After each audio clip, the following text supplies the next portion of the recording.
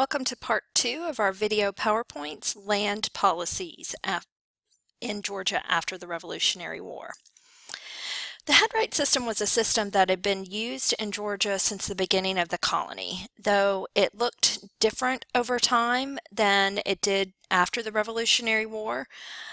And the Revolutionary War gave those that fought for the new country, the United States, they would begin to get land out of this too, whereas prior to the Revolutionary War, they may have been too poor and they would not have been seen as worthy of getting this amount of acreage of land. So for some of them, it became a gift after the Revolutionary War for their service. So this was a system of giving white males, who were considered to be the head of their household, 200 acres of land, plus they would get 50 acres for each family member, including their slaves, up to 10 slaves. So if it was a husband, a wife, and 2 children, and they had 2 slaves, they would get the 200 for the husband, 50 for the wife, 50 for each child, so that would be 350. Then they would get an additional 50 for each slave, so that's another 100 acres. So 450 acres of land that they likely could not use in any way, shape, or form. They could only farm a portion of that. But land meant power and wealth, and so the more you had, the more wealthy and powerful you were in society.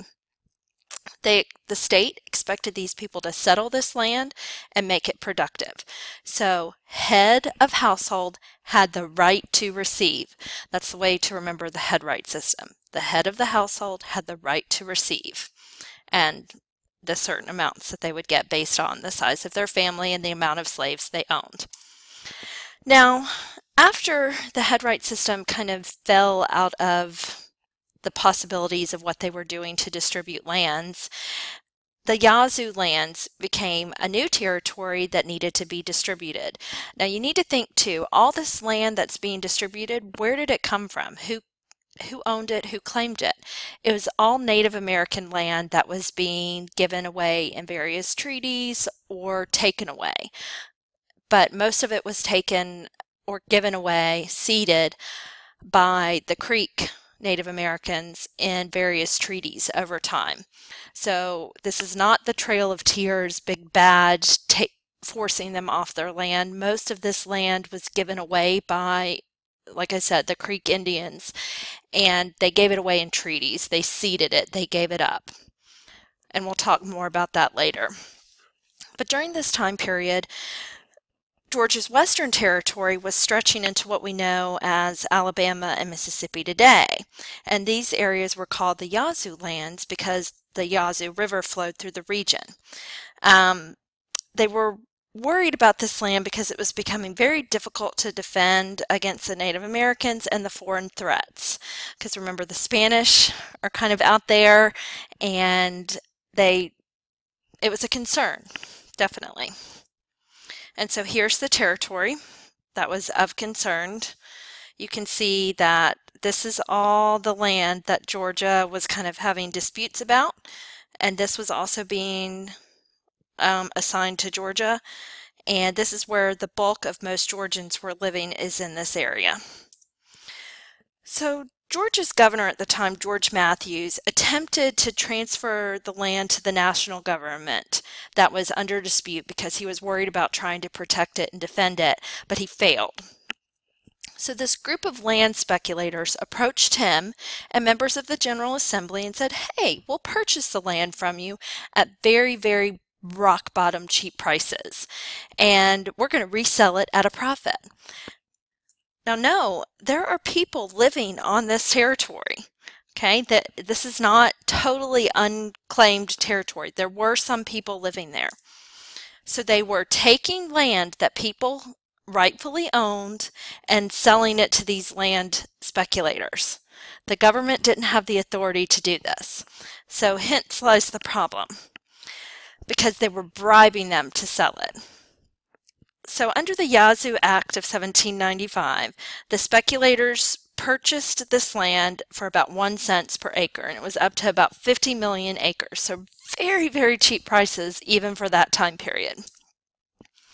When the citizens that were living in this territory found out, they were furious and they voted most of the officials out of office. And the General Assembly then, a whole brand new General Assembly, issued the Rescinding Act, which reversed the sale and transferred the land ownership to the federal government. Now remember, there's still people that have bought this land, that were living on this land, and they're like, wait, this is our land. Why does it go to the federal government now? Shouldn't it just come back to us? So they sued the government, took it all the way to the U.S. Supreme Court, where the act was ruled a legal contract.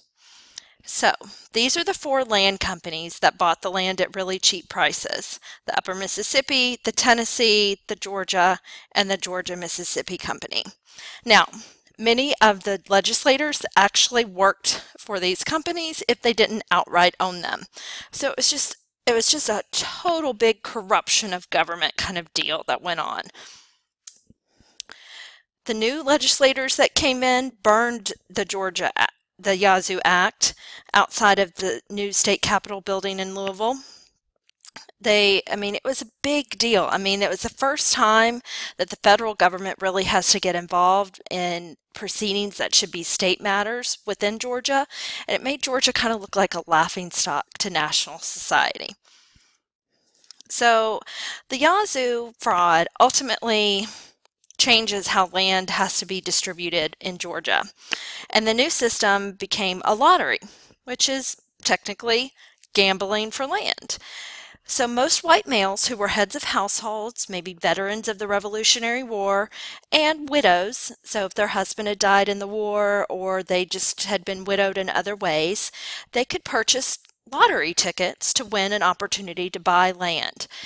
And they might get, their number could be drawn, and they would draw a number, and so say they're number 5, and then they draw a piece of land slip. So it's like a dual lottery system. The lottery slip might not give them any land. It could be a blank piece of paper, or it could give them a plot of land. Now this plot of land could be good or it could be bad. It just depended. It was all chance. It was a gamble. But the opportunities could be endless because you could get this great piece of property that you wouldn't have been able to get any other way except through the land lottery. So here, this portion of the state, from the time the colony began until 1804, is land that was given away through the headright system. This territory was distributed in the land lotteries, and this would be a deed that someone would receive if they received land through the land lottery. This is the end of our second video. We have 2 more to go, and we'll stop here.